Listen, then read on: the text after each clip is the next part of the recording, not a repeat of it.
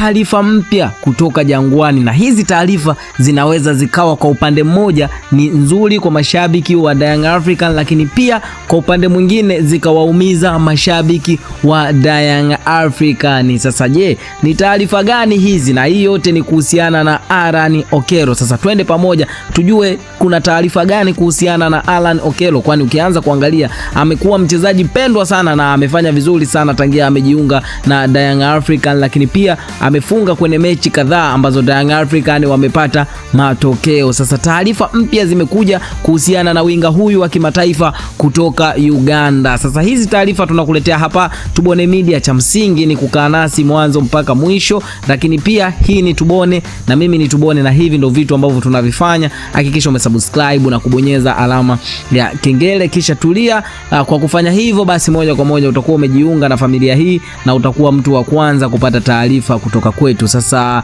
leo moja kwa moja twende kwenye viunga vya klabu ya Young African, ambapo leo hii tunaenda kumzungumzia winga hatari Alan Okello ambaye alisajiliwa kutoka Vipers kule Uganda na amekuwa na msimu mzuri sana tangia amejiunga na miamba hii ya Young African, lakini pia amekuwa akifanya maajabu kwenye klabu ya Young African. Sasa mwanahabari Lonie Santos Wina kutoka Uganda anaripoti kuwa maafisa wa klabu ya Uturuki Fenerbahce wako Tanzania kwa siku 4 wakifuatilia kwa ukaribu nyota wa Young Africans Alan Okello. Sababu kubwa ya ujio wao ni kumtazama Okello ambaye tangu amejiunga na klabu ya Young African amekuwa na kiwango cha kuvutia sana, na hii yote ni kufuatia uwezo wake wa kufunga na kutoa pasi za mabao. Lakini pia maafisa hao wanatarajiwa pia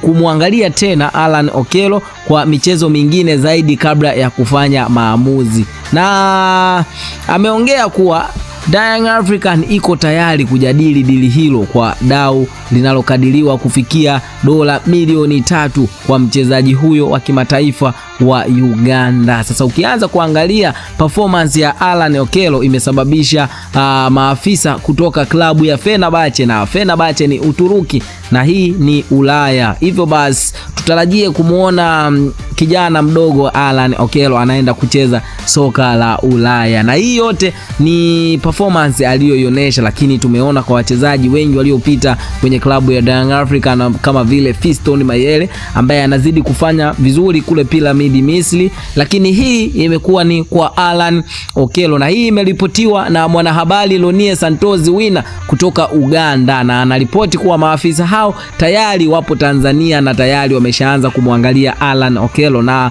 wanataka wajizihirishe kwa mechi nyingine kabla ya kufanya maamuzi. Hivyo basi performance ya Alan Okello ikizidi kupanda, tutarajie kumuona kule Uturuki na kwenye klabu ya Fenerbahce. Sasa hii ni taarifa ambayo nimeamua nikusogezee na nishare na wewe pia mwananchi. Sasa baada ya kusikia wewe taarifa hii unasemaje? Ni sahihi Alan Okello kuondoka klabuni Young African au Young African wanapaswa kukataa dili hilo kutoka Ulaya kule Fenerbahce? Drop comment hapo, lakini pia usisahau kusubscribe.